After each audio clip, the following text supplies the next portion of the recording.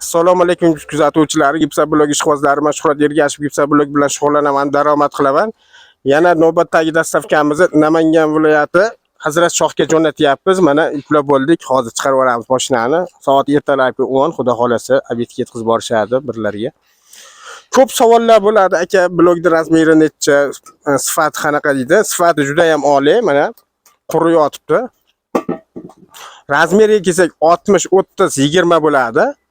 Uy qurish uchun juda ham zo'r. Bunda qumshuvoq bo'lmaydi. Qumshuvoqni o'rniga bir silo kafil kelib tortib turib, bemalol tashqarini traventin, ichkarini aboy qilib borsa bo'ladi.